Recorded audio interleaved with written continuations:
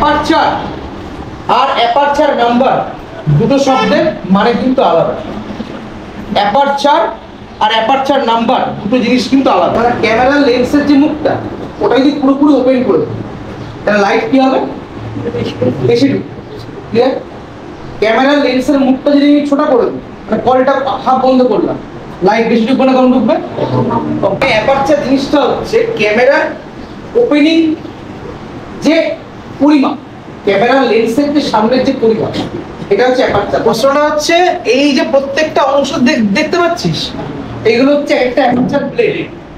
এই ব্লেড গুলো একে অপরের সাথে কিরকম ভাবে যুক্ত থাকে জানিস? এগুলোর এখানে প্রত্যেকটা পিন থাকে, পিন গুলো দিয়ে আটকানো থাকে, বুঝলি?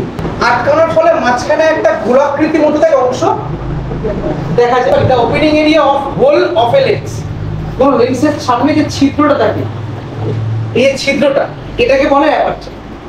তার যে ক্ষেত্রটাকে বলে কি? অ্যাপারচার।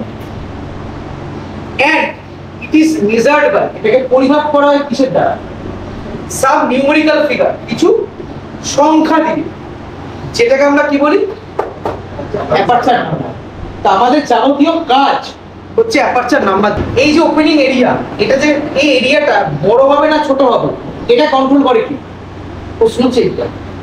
এই দেখ, mechanically controlled by some metal alloy aperture blade. মানে কিছু ধাতব ধাতব অ্যালয়, যেমন কাঁসা, পিতল, এগুলো কি অ্যালয়? মানে কতগুলো মেটালের সংমিশ্রণ, এরকমই কতগুলো ব্লেড আছে অ্যাপারচার ব্লেড, যারা এই এরিয়াটাকে কন্ট্রোল করে। মানে এরিয়াটা কখনো বাড়ায় কখনো কমায়। অ্যাপারচার কথার অর্থ হচ্ছে কোন লেন্সের যে হোলটা তার এরিয়াটা কতটা খোলা আছে কতটা খোলা কম আছে, এবং কন্ট্রোল করা হয় কি দিয়ে? অ্যাপারচার নাম্বার দিয়ে কন্ট্রোল করা হয়। মানে পরিমাপ করা হয়, যে সাহায্যে প্রকাশ করবে, কোন নাম্বার দিয়ে প্রকাশ করবে।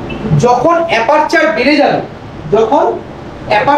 যাবে তখন এরিয়াটা বেশি, লাইট কি হবে? বেশি। যখন অ্যাপারচার কমে যাবে তখন কি হয়? লাইট কম। কিন্তু আমরা তো অ্যাপারচার দিয়ে তো পরিমাপ করি না, পরিমাপ কি দিয়ে করি?